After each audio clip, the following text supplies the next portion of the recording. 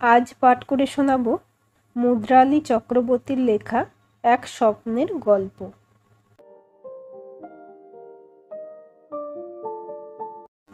ইয়ারপডে একটাই গান ঘুরিয়ে ফিরিয়ে শুনছে রায়ান। চলো রাস্তায় সাজি ট্রাম লাইন। চোখ ঝাপসা হয়ে আসছে। সামনে ট্রলি নিয়ে এগিয়ে চলেছেন ডক্টর দেবাশিস বাগচি। পেছন পেছন রায়ান। খানিক পরেই এ শহরের সাথে রায়ানের বিচ্ছেদ ঘটবে। সাময়িক নাকি পাকাপাকি, তা বলবে সময়। ডক্টর দেবাশিস বাগচি ও ডক্টর নির্মলা বাগচি যখন কলকাতা মেডিকেল কলেজের ছাত্রছাত্রী ছিলেন, তখনও এ শহর প্রেম শব্দটাকে সোজা চোখে দেখত না। নির্মলা বাগচি একজন প্রখ্যাত গাইনোকোলজিস্ট। একসময়ের বিখ্যাত কাপড়ের দোকানের মালিকের মেয়ে যখন ডাক্তারি পড়তে গিয়েছিল কলকাতা মেডিকেল কলেজে, তখন পই পই করে বাড়ি থেকে বলা হয়েছিল যেন সে স্ত্রীরোগ বিশেষজ্ঞই হয়। বাড়ির নিচে চেম্বার বানিয়ে দেওয়া হবে, সেখানে প্র্যাকটিস করবে, হাসপাতালে সময় বিশেষে যাবে। সেই যাতায়াতের জন্য একটা ফিয়াট গাড়িও তড়িঘড়ি কেনা সারা হয়ে গিয়েছিল বসাক বাড়িতে। সম্পূর্ণ পর্দানসীন না হলেও এই বাড়ি মহিলাদের আবরু রক্ষায় বিশেষ সচেতন ছিল প্রথম থেকেই। বহু আগে তো মেয়েদের নাকি স্কুলের গণ্ডিও পার হতে দেওয়া হতো না। সেই বাড়ির মেয়ে চলেছে ডাক্তার হতে। সাজো সাজো রব উঠেছিল বাড়িতে। তারপর মেডিকেল কলেজের বারান্দায় একদিন দ্বিতীয় বর্ষের ছাত্রীর সঙ্গে ইন্টার্নশিপ করা ডক্টর দেবাশিস বাগচির দেখা হয়েছিল। না জানি কি মহালগনে। বসাকদের তুলনায় নেহাত চুনোপুটি বাগচিদের বাড়িতে এই প্রথম ছেলে যে সরকারি চাকরির জন্য এমপ্লয়মেন্ট এক্সচেঞ্জে নাম না লিখিয়ে জয়েন্টের জন্য দিন রাত এক করে দিয়েছিল। মেধাবী ছেলেটি পেয়েও গেছিল উপযুক্ত নাম্বার। তারপর আর কি, উজ্জ্বল ভবিষ্যতের সম্ভাবনা নিয়ে এক হবু ডাক্তার আর এক আধা ডাক্তার মাঝে মাঝেই বেরিয়ে পড়তো সময় সুযোগ পেলেই ট্রামের ফার্স্ট ক্লাস কামরায় চেপে। সেকেন্ড ক্লাসে দেবাশিসের পরিচিত জনদের চোখে পড়ার সম্ভাবনা বেশি থাকত। ওই সময় টিকিটের দাম কম হলেও কোনো দিনই নির্মলা দেবাশিসকে টিকিট কাটতে দেননি। কখনো স্বল্প কখনো দীর্ঘ যাত্রাপথ ভরে থাকত দুজনের কত সাধারণ কথায়, কখনো আবার কোনো জটিল রোগের তথ্য আদান প্রদান, রোটেশন পরিবর্তনের সুবিধা অসুবিধা নানা আলোচনায়। ওই ধিমেতে চলা হাতির মতো শরীরের যান দুটো উচ্ছল তারুণ্যে ভরপুর মানুষের সাময়িক ছুটির আনন্দ দমকে আসা হাসির সাথে নিজের আত্মাকে মেশাতে পারত কিনা তা অবশ্য জানা নেই। এসব গল্প একসময় মায়ের মুখ থেকে প্রায়ই শুনত রায়ান। তখনও ওর জীবনের লক্ষ্য কেউ স্থির করে দেয়নি। চারপাশে ফ্ল্যাট গজালেও তার ফাঁকে ফাঁকে খানিক জমি ছিল, যেখানে রায়ান আর ওর সমবয়সীরা ক্রিকেট খেলতো চুটিয়ে। বল গিয়ে কখনো কারোর বারান্দায় পড়ত, কখনো বা হাই ড্রেনে। নোংরা বল তুলে ধুয়ে সেই দিয়েই খেলা চলত। রোগ বালাই এলে রায়ানের বাবার কাছে সকাল সকাল চলে গেলেই তিনি ওষুধ লিখে দিতেন, কখনো বা স্যাম্পেল ফাইল হাতে ধরাতেন। দিনগুলো মোটের উপর নির্ঝঞ্ঝাট এবং সুখকর ছিল রায়ানের। প্রথম তাল কাটল ক্লাস 6-এর রেজাল্টের পর। সেবার অঙ্কে খুবই কম নাম্বার পেয়েছিল রায়ান। ততদিনে বাবা মা নিজেদের সুপ্রতিষ্ঠিত ডাক্তার হিসেবে সমাজের কাছে মেলে ধরেছে। ফলে সেই ছোট্ট রায়ানের সঙ্গে বিকেলে মাঠে যাওয়া বা বন্ধুদের বাড়িতে কোনো অনুষ্ঠানে হাত ধরে রায়ানকে নিয়ে যাওয়া বা নিয়ে আসার দায়িত্ব বর্তেছে অনিমা পিসির উপর। সারাটা দিন ধরে অনিমা পিসির কাছে থাকতে থাকতে ওর সঙ্গে বসে সিরিয়াল দেখতে দেখতে রায়ান তখন সিরিয়ালের কলাকুশলীদের নাম গড়গড় করে বলে যেতে পারে, অথচ বীজগণিতের সূত্রগুলো মাথার উপর দিয়ে কেমন যেন ভেসে চলে যায়। দুই ডাক্তারের একমাত্র ছেলের এত অধঃপাত কি করে মেনে নেওয়া যায়? প্রথমেই রায়ানের খেলার সময় রুটিন থেকে মুছে ফেলা হলো। অনিমা পিসিকে কড়া ভাষায় জানানো হলো স্কুল থেকে ফেরার পর আধ ঘন্টা বিশ্রাম নিয়ে রায়ান খেতে বসবে। যত দ্রুত সম্ভব খাইয়ে ওকে নিয়ে যাবে আনন্দনিকেতনে। ওদের বাড়ি থেকে খানিক দূরেই আনন্দনিকেতন বলে একটি সাংস্কৃতিক চর্চা কেন্দ্র ছিল। সেখানে পাঠ্যক্রম বহির্ভূত নানা কাজকর্ম শেখানো হতো। সেখানে বাঁশি শেখানোর জন্য ভর্তি করে দেওয়া হয় রায়ানকে। বাড়িতে অঙ্ক শেখানোর জন্য আরও দুজন মাস্টারমশাইকে রাখা হয়। এছাড়া টিউশন ক্লাস তো ছিলই। ভেতর থেকে কেমন যেন হাঁপিয়ে উঠছিল রায়ান। বাবা বলেই দিয়েছিলেন সুস্পষ্ট ভাষায়, ডাক্তার ওকে হতেই হবে। নিজেদের চেম্বারের পাশাপাশি নানা হাসপাতালের সঙ্গে ততদিনে দুজনে একটি নার্সিংহোমও চালু করে ফেলেছেন। নানা বিষয়ের প্রখ্যাত ডাক্তারেরা সেখানে সময় দিচ্ছেন। একদল নব্য যুবক যুবতীর চাকরি হয়েছে সেখানে। সব কিছুই সুন্দরভাবে চলছে, শুধুই রায়ানের জন্য বাবা মায়ের সময় কমছে। ভোরবেলা ওকে ঘুম থেকে তুলে তৈরি করে বাসে তুলে দিয়ে আসে অনিমা পিসি। বাবা মায়ের ঘরের দরজা তখনও বন্ধ থাকে। মাঝরাতে ঘুম ভেঙে মাঝে মাঝে রায়ান উঠে দেখতে যায়, ওদের তখনও দরজা বন্ধই থাকে। একমাত্র পুজোর সময় দুজনে ছুটি নেয়, তখন অনিমা পিসিও ছুটি নিয়ে দেশে চলে যায়, আর ওরা বিদেশে ঘুরতে যায়। শুধু তিনজনে ঘুরতে গেলে হয়তো অনেক বেশি আনন্দ করা যেত, অথচ ওরা বাবা মায়ের বন্ধুদের সঙ্গে যায়। সেখানে সারাদিন ঘোরাঘুরির ফাঁকে ফাঁকে কী করে নার্সিংহোমে আরও রোগী আনা যায় থেকে শুরু করে কোন ওষুধ কোম্পানি কাকে বেশি রকম সুযোগ সুবিধা দিচ্ছে থেকে কোন ডাক্তার কাকুকে কোন কোম্পানি আগামী দিনে কোন জায়গায় ফ্ল্যাট দিতে পারে বা তাদের থেকে টিকিট নিয়ে পরের ছুটিতে কে কোথায় ছুটি কাটাতে যাবে তার অনুপঙ্খ হিসেব চলতে থাকে। এক এক সময় চিৎকার করে রায়ানের বলতে ইচ্ছে করে, তোমরা হাসপাতালের বাইরে আসার সময় পেশাটাকে ওখানেই কেন রেখে আসো না? কিন্তু একদল উচ্চাকাঙ্ক্ষী মানুষ যখন আরও উচ্চতার শিখর খুঁজতে বের হয়, তাদের কি আটকানো সম্ভব? সময় বদলাতে থাকে। রায়ানের এখন 10ম শ্রেণী। বাড়িতে থাকার সময় কমেছে। স্কুল থেকে বেরিয়েই সোজা টিউশন ক্লাস, মাঝে 1 ঘন্টা ছুটি। স্কুলের ব্যাগে এখন 3টে টিফিন। রবিবার বিকেলে এখন বাবা মা আর প্র্যাকটিস করেন না, তবে রায়ানের টিউশন থাকে। তবুও দুপুরে খাবার টেবিলে এবং রাতে খাবার টেবিলে একসাথে 3 জনে খেতে বসার চেষ্টা করে। কোনো জরুরি সিজারিয়ান অপারেশন এসে গেলে অবশ্য মাকে চলে যেতে হয়। মেনে নিয়েছে রায়ান সবটাই, তবে বাবা মায়ের দেওয়া চিকিৎসক হয়ে উঠতেই হবে এই চাপটা এখনো পর্যন্ত মানতে পারেনি। বাবা ক্লিনিকে বের হবার আগে রায়ানকে স্কুলে পৌঁছে দিয়ে আসে রোজ। ভোরবেলা সাঁতারের ক্লাসে দিয়ে আসে মা। প্রখ্যাত দুজন চিকিৎসক জানেন সন্তানের মানসিক বিকাশের এই সময়টাতে উভয়কেই দরকার, কিন্তু তার পাশাপাশি এখন ক্লিনিক, নার্সিংহোম এবং নিজেদের আরও বেশ কিছু জায়গাতে ব্যস্ত করে ফেলার দরুন ছেলের সঙ্গে তেমন করে সময় কাটানোর আগের মতো উপায় নেই। সকালের দিকে তাই দুজনে নিজেদের মতো করে ছেলেকে সময় দেওয়ার আপ্রাণ চেষ্টা করেন। দৈনন্দিন জীবনের একঘেয়েমি রায়ানকে ক্লান্ত করে। পড়ার এত চাপ কোনোভাবে ও যেন মেনে নিতে পারে না। মাঠে ঘাটে চড়ে বেড়ানো ঘোড়া আর আস্তাবলে দানা খাওয়ানো রেসের ঘোড়ার ভিতর ফারাক বিস্তর। বন্ধু বান্ধবেরা একইভাবে পড়াশোনাকেই হৃদয় সঁপলেও রায়ান পেরে ওঠে না। ওর জল থেকে সদ্য তোলা মাছের মতো প্রাণ আইঢাই করে। অবশেষে সব মন উচাটনের নিপাত ঘটিয়ে একদিন এসেই যায় সেই মাহেন্দ্রক্ষণ, রায়ানের মাধ্যমিক পরীক্ষা, যদিও এখনকার ভাষায় 10 বোর্ড। প্রথম পরীক্ষার দিন মা থাকলো পাশে। পরীক্ষা শুরুর বেল পড়ার আওয়াজ কানে আসতেই রায়ানের মন বলে উঠল, বাইরে আমার মা দাঁড়িয়ে আছে, প্রথম ভাষার পত্র, জানা উত্তর। নিজের লেখার ক্ষমতা দেখানোর উত্তর সব শেষ করে 3 ঘন্টা পর পরীক্ষা হলের বাইরে এসে দাঁড়িয়ে রায়ানের মনে হলো কত যুগ যেন আকাশ দেখেনি, বাতাস থেকে টেনে নেয়নি পর্যন্ত অক্সিজেন। বাইরে বেরিয়ে দেখে বাবা দাঁড়িয়ে আছে, একটু অবাক হয়। স্কুলটা থেকে খানিক তফাতে একটা কফি পার্লার, বাবা সেখানে নিয়ে বসায় রায়ানকে। ফিশ অ্যান্ড চিপস, সঙ্গে বাবার জন্য আমেরিকানো লার্জ আর chicken spaghetti in white sauce রায়ানের জন্য অর্ডার দেওয়া হয়। খেতে খেতে ডক্টর বাগচি বললেন, কাল কি তোমার ছুটি? হ্যাঁ। নিজের খাবারে মনোনিবেশ করে রায়ান। এর পরের পরীক্ষা থেকে তোমাকে ছাড়তে আসবে অনিমা। বোঝোই তো আমাদের ব্যস্ততা। তোমার মা চেয়েছিলেন আজকের দিনটা তোমার সঙ্গে থাকতে, কিন্তু জরুরি কল এসে গেল। আমিও ব্যস্ত ছিলাম, আর তার ভেতরেও কোনো মতে এলাম। আসলে এই পেশার জীবনটাই ব্যক্তিগত পরিসর ছোট হতে হতে কখন যে মাইক্রোস্কোপিক হয়ে যাবে তুমি বুঝতেও পারবে না। কফিতে ডক্টর বাগচি যখন দীর্ঘ চুমুক দিচ্ছেন, তখন বাইরের ব্যস্ত রাস্তার দিকে তাকিয়ে রায়ান একটা কথাই ভাবছিল, ডাক্তারদেরকে কে বলে বাবা মা হতে? ও শুনেছে ওর বন্ধুদের মুখে, তারা কোনো রকমে অসুস্থ হয়ে পড়লে মাথার কাছে বাবা কিংবা মা কেউ একজন থাকে সারা রাত, ছোটাছুটি করে, উদ্বিগ্ন হয়। ও অসুস্থ হলে বাবা মা এমনভাবে ওকে দেখে যেন কিছুই হয়নি।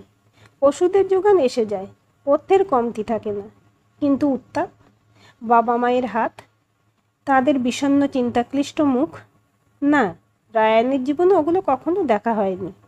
অথচ প্রয়োজনে সেরা সেরা চিকিৎসক যে রায়ান পাবে সে বিষয়েও দ্বিমত নেই। তবুও কেন যেন অজান্তেই চোখে জল ভরে আসে, মন ভারী হয়। তারপর মনকে নিজে নিজেই সান্ত্বনা দেয়, যে এটাই তো জীবন, নিজের জন্মের উপর কারোর তো কোনো হাত থাকে না। পরীক্ষা শেষের পর বেশিরভাগ বন্ধুই যখন নানা জায়গায় বেড়াতে গেছে, তখন রায়ানকে ভর্তি করিয়ে দেন ডক্টর বাগচি শহরের এক নামী কোচিং সেন্টারে। সেখানে নিটের জন্য তৈরি করা হয় ছেলে মেয়েদের। চরম বিরক্তি নিয়ে যাতায়াত শুরু করে রায়ান। একদিকে কোথাও ঘুরতে না যেতে পারা তীব্র ক্ষোভ মনের ভিতরে অজগরের মতো নিঃশ্বাস ফেলে। আবার নতুন সংযোজন তাতে কোচিং ক্লাস। রায়ান জীবনে প্রথম কোচিং সেন্টারের স্যারকে বলে, আপনাদের তো রবিবারও ক্লাস হয়, প্লিজ আমার ক্লাসটা রবিবারে রাখুন, উইকলি ছুটিটা আমাকে শনিবারে দিন। স্যার মনে হয় ভেবেছিলেন ডাক্তারের ছেলে, শনিবার হয়তো বাড়ির সকলের সঙ্গে সময় কাটাবে। তিনি ছুটি এবং ক্লাসের সময়টা ভাগ করে দেন রায়ানের সুবিধা মতো। এখন আর বাবা মায়ের সঙ্গে রায়ানের দেখা সাক্ষাৎ সেভাবে হয় না। বহুদিন আগেই রায়ান বাড়ির গাড়ি প্রত্যাখ্যান করেছে। আগে অনিমা পিসি আসতো ওকে স্কুলে পৌঁছে দিতে এবং কোচিং থেকে নিয়ে যেতে। 11-এ উঠে রায়ান সরাসরি বাবা মাকে বলে দেয় ওর হাত খরচ লাগবে, ও একাই যাতায়াত করবে স্কুল কোচিং সেন্টারে, এবং আরও যদি কোথাও দরকার পড়ে সেখানে। প্রথমে অবাক এবং বিরক্ত হলেও পরে ওরা মেনে নিয়েছিলেন রায়ানের কথা। বেশ কদিন বাসে করে রায়ান যাতায়াত করেছিল। তারপর একদিন স্কুল থেকে বেরিয়ে বাইরে আসতেই দেখে দুলকি চালের সামনে দিয়ে যাচ্ছে একটা ট্রাম। লাফিয়ে উঠে পড়ে ফাঁকা ট্রামে রায়ান। এদিক সেদিক তাকিয়ে দেখে পেছনের দিকে একটা সিটে একটা মেয়ে বসে আছে, খুটখাট করছে মোবাইল নিয়ে, পরনে স্কুলের পোশাক। রায়ান গিয়ে ওর পাশে বসে। বসার আগে ভালো করে দেখে নেয় মহিলা সিট কিনা। নিশ্চিত হয়ে ওর পাশে বসার পর থেকে মনটা কেমন যেন ফিঙের মতো ল্যাস তুলে নাচতে থাকে। চোখ টেরিয়ে দেখে মেয়েটি কোনো একটা ইংরেজি সিনেমা দেখে চলেছে এক মনে। লম্বা লম্বা চোখের পাতাগুলো, আঙুলগুলো তুলির মতো, পাকা গমের মতো গায়ের রং, দোহারা চেহারা। আগে কখনো এমন মেয়েকে এত কাছ থেকে দেখেনি রায়ান। মনে হচ্ছিল ওই ধীমে তোতলায় চলা ট্রামটা যেন আরো মন্থর গতিবেগ, আরো বেশিক্ষণ যেন দেখা যায়। কিন্তু রায়ানের নামার বেশ খানিক আগেই মেয়েটি নেমে যায়। মন বলছিল ওখানে নেমে মেয়েটির পেছন পেছন যেতে, কিন্তু এরপরে টিউশন ক্লাস রয়েছে। মনের আশা মনেই থেকে যায়। পরদিন স্কুল শেষ হতেই রায়ান ছুটে যায় ট্রাম ধরার জন্য। যথাসময় সে আসে, কিন্তু বিফল মনোরথ হয় রায়ান। আজ সে নেই। পাখি ধরার লোকজন যখন কঞ্চি লাগায়, আঠা লাগিয়ে তার উপরে গঙ্গা ফড়িংয়ের টোপ দিয়ে সেই ফাঁদ এগিয়ে দেয় পাখিটার দিকে, বোকা পাখিটা ফড়িংয়ের লোভে পা আটকে কঞ্চিতে বাঁধা পড়ে এবং প্রবল বেগে শুধুই ডানা ঝাপটায় মরিয়া হয়ে দুটো স্টপেজে রায়ানের মনের অবস্থা হয় ঠিক ওই পাখির মতো। দুম করে নেমে পড়ে অচেনা এক জায়গায়, অথচ জানে না সেখান থেকে কত নম্বর বাস ধরলে বাড়ি ফিরতে পারবে। হেঁটে চলে উদ্ভ্রান্তের মতো। বেশ খানিক পরে হুঁশ ফেরে একে ওকে তাকে জিজ্ঞেস করে বাস ধরে বাড়ি ফিরে রায়ান। পড়তে যেতে সেদিন আর ইচ্ছে করে না। ফিরে এসে ভাতটাও খায় না। অনিমা পিসি বারবার ডেকে ব্যর্থ হয়ে পিস টান দেয়। খানিক পরে মায়ের ফোন আসে। স্ক্রিন উপরে মায়ের নাম দেখে হু হু করে কাঁদতে ইচ্ছে করে রায়ানের। পরক্ষণে ইচ্ছে করে আছাড় মেরে ফোনটাকে ভেঙে ফেলতে। বেশ খানিকক্ষণ বাজার পর রায়ান ফোনটা ধরে। তোর কি শরীর খারাপ? কেন হঠাৎ শরীর খারাপ কেন হবে? অনিমা বলল, ফিরে এসে কিছু খাসনি? না, শরীর ঠিক আছে। আজকে স্কুলে খুব চাপ ছিল, তাই টিউশন যেতে ইচ্ছে করছে না। মায়ের এই অহেতুক কৌতূহল ভালো লাগছিল না রায়ানের। মনে হচ্ছিল 7 রাজার ধন এক মানিক হাতে পেতে পেতেও পাওয়া হলো না ওর। রাতে ডক্টর বাগচি একবার ওর ঘরে এসেছিলেন, ঘুমের ভান করে পড়েছিল রায়ান। ব্রেকফাস্ট টেবিলে বাবা মাকে উপস্থিত থাকতে দেখে একটু অবাক হয়েছিল রায়ান। বহুদিন ধরেই বাবা আগেই নার্সিংহোমে চলে যায়। মা কোনো জটিল কেস এলে আগে বের হয়, নয়তো দেরিতে। রায়ান আজ ভালো লাগছিল না কারোর সঙ্গে গতকাল নিয়ে কথা বলতে। চুপচাপ ব্রেকফাস্ট সেরে স্কুলের ব্যাগ নিয়েও বেরিয়ে যায়। স্কুলে এসে পড়ায় সেভাবে মন বসে না রায়ানের। ছুটির ঘন্টার জন্য মন আনচান করে। ঘন্টা বাজার পরও ক্লাসের শিক্ষক পড়ার বিষয়বস্তু বোঝাতে থাকায় ভেতরে ভেতরে কেমন যেন মিথ্যে রাগ, সব হারানোর শোক একসাথে এসে জমা হতে থাকে রায়ানের। উনি বের হতেই ঊর্ধ্বশ্বাসে রায়ান গেটের দিকে দৌড়ায়। ট্রাম আসে তার সময়ে। রায়ান ইউসেন বোল্টের মতো দৌড়ে গিয়ে ওঠে। এপাশ ওপাশ তৃষ্ণার্ত কাকের মতো তাকায়, কিন্তু আবারও হতাশ হয়। নিজের স্টপেজে নেমে কোনো মতে পা ঠেলে বাড়িতে পৌঁছায়। আজ না খেলে অনিমা পিসি না জানি আবারও কি কাণ্ড ঘটাবে ভেবে কোনো মতে ফেলে ছড়িয়ে খানিক খাবার ঢোকায় পেটে, তারপর দৌড়ায় টিউশনে। অঙ্কের ডিজিটগুলো মাথার উপর দিয়ে ভেসে যেতে থাকে, পেঁচা তুলোর মেঘের মতো। ক্রমাগত 5 দিন দেখতে না দেখতে রায়ান তখন মনকে সবে বোঝাচ্ছে। কোনো বিশেষ কারণে উনি হয়তো ট্রামে উঠেছিলেন ওই দিন। আসলে উনি ট্রামে যাতায়াত করেন না, ফলে আর কখনো দেখা হবার কোনো সম্ভাবনা নেই। যখন পুরোটাই মায়া, তখন লেখাপড়ায় মন দিয়ে একবার শেষ চেষ্টা করা ভালো। কত ছেলে মেয়েই তো জীবনে মা বাবার কথা শুনে পেশা ঠিক করে। রোজগার ভালো হলে আফসোস নিশ্চয়ই আর থাকে না। সে সময় একদিন অলস পায়ে স্কুল থেকে ফেরার সময় আবার তার সঙ্গে দেখা। সেই একরকমভাবে বসা, সেই মোবাইল হাতে। মন্থর গতির জন্য দায়ী ট্রামটাকে আজ আর খারাপ তো লাগেই না, বরঞ্চ আরও একটু মন্থর হোক, ক্ষতি কি? বলতে মন চায়। আপনার কি শরীর খারাপ ছিল? না, মানে অনেক দিন আসেননি তো? হঠাৎ এমন প্রশ্নে মেয়েটির যৎপরণস্তে অবাক হয়। আমি তো আপনাকে চিনি না, কে আপনি? হড়হড় করে আলাপ করতে যাওয়ার ফ্যাশন বুঝতে পেরেও আর কিছু করার নেই, বুঝে নিজের পুরো বংশ পরিচয় বলে দেয় রায়ান। অবাক চোখে রায়ানের দিকে তাকিয়ে থাকে ঋতুজা। ততক্ষণে রায়ানও জেনে গেছে ওর মনে ওরা প্রজাপতির নাম ঋতুজা। প্রথম দিকে বিশেষ পাত্তা না দিলেও দিনে দিনে ঋতুজা বুঝতে পারছিল রায়ান সত্যিই ওর প্রতি অনুরক্ত। মাঝে মাঝে দুজনের টিউশন বাঙ্ক হচ্ছিল। টালিগঞ্জ ট্রাম ডিপো থেকে খানিক হেঁটে গেলেই মান্টি রেস্টুরেন্ট। সেখানে বসে 1 প্লেট বিরিয়ানিতে চামচের টুংটাং আওয়াজ তখন বেশ ভালো লাগছিল। বাবা মায়ের কর্মজীবনের চাপে একটা ছেলে যে ধীরে ধীরে তার পরিবারের থেকে দূরে সরে যাচ্ছে বুঝতে পেরেছিল ঋতুজা। সেই বাবা মা যখন সমপেশাতেই তাকে জোর করে আনতে চাইছে এবং তার ফলে বীতশ্রদ্ধ একটা ছেলে পালিয়ে বাঁচতে চাইছে এবং নিজের পছন্দের একটা বিষয় পেলে সে হয়তো উন্নতির চরম শিখরে উঠবে, এ আশা ওর মনে জমাট বাঁধছিল। ততদিনে ওরা দুজনেই দ্বাদশ শ্রেণী। বাড়িতে থাকার সময় রীতিমতো কমাচ্ছে রায়ান। অশান্তি হচ্ছে তাই নিয়ে, এবং মূলত মায়ের সঙ্গেই। ঋতুজা আসে একদিন ওর বাড়িতে। ভাগ্যক্রমে সেদিন নির্মলা ছিলেন বাড়িতে। আগে কখনো রায়ানের কোনো বন্ধু বাড়িতে আসেনি, প্রথম বন্ধু, এবং সে মেয়ে। অবাক হলেও সময়ের তালের সঙ্গে নিজেকে খানিক বুঝিয়ে নির্মলা ঋতুজাকে আপ্যায়ন করেন। খানিক হয়তো দুজনের রসায়নটাও বুঝতে চান। দিনে দিনে ঋতুজা কেমন যেন নির্মলার বেশ কাছের পাত্রী হয়ে ওঠে। আসলে ওর সঙ্গে থাকলে ছেলের মুখে জ্বলে ওঠা 1000 টাকা ঝাড়বাতির আলো দেখে টনটন করে নির্মলার মনটাও। নিজের পেশাকে সবার আগে রেখে সংসারকে যে অবহেলা করেছেন, বিশেষ করে ছেলেকে, তা নিজেও বোঝেন নির্মলা। আন্টি, একটা কথা বলবো? বলো। ততদিনে আপনি তুমির বেড়া ভেঙে তুমি তুইতে দুজনে স্বচ্ছন্দ। দেখা সাক্ষাৎ সামনাসামনি কম হলেও নিয়মিত ফোন চলে। দুই পরিবারও দেখা করে ফেলে চিত্তবসরে। রায়ান ডাক্তার হতে চায় না। হাত থেকে খুন্তিটা ছিটকে যায় নির্মলার। বড় সাত করে এত বড় নার্সিংহোম তৈরি করেছেন, সেটার ভবিষ্যৎ তবে কি? শুনতে পান ঋতু কিছু বলছে। ও বড় শেফ হতে চায়। সারাদিন নানা ইউটিউব ব্লগ দেখে, বেশ কয়েক জায়গায় ফর্ম তুলেছে। ও যদি চাপে পড়ে ডাক্তার হয়েও যায়, আমি বলছি আন্টি, ওর হাতে বহু মানুষ ভুল চিকিৎসায় মরে যাবে। আর যদি ও শেফ হয়, একদিন দুনিয়া তোমাদের কাছে এসে বলবে তোমরা শেফ রায়ানের মা বাবা। সারাটা রাত বিনিদ্র কাটে স্বামী স্ত্রীর।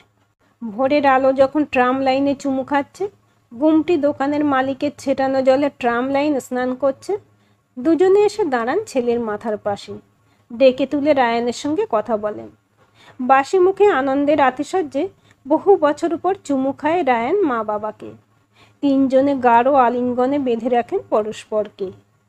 রায়ান এবং ঋতুজার রেজাল্ট বের হয়। রায়ান যাচ্ছে Raheja group of hotel industries মুম্বাইতে পড়তে।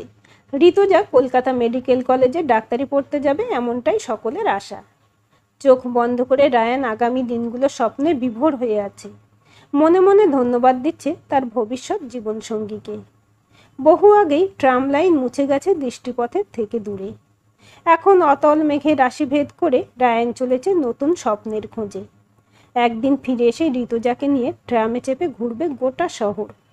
কথা দিয়ে এসেছে, যদি পরবর্তী প্রজন্ম আসে তখন তাকেও দেখাবে নিজের শহরের লেগাসি, মন্থর গতি ট্রাম। আজকের গল্পটি আপনাদের কেমন লাগলো কমেন্ট করে জানাবেন। ভালো লাগলে লাইক, শেয়ার, সাবস্ক্রাইব করবেন এবং নতুন ভিডিও আপডেট পেতে বেল আইকনটি ক্লিক করে রাখুন।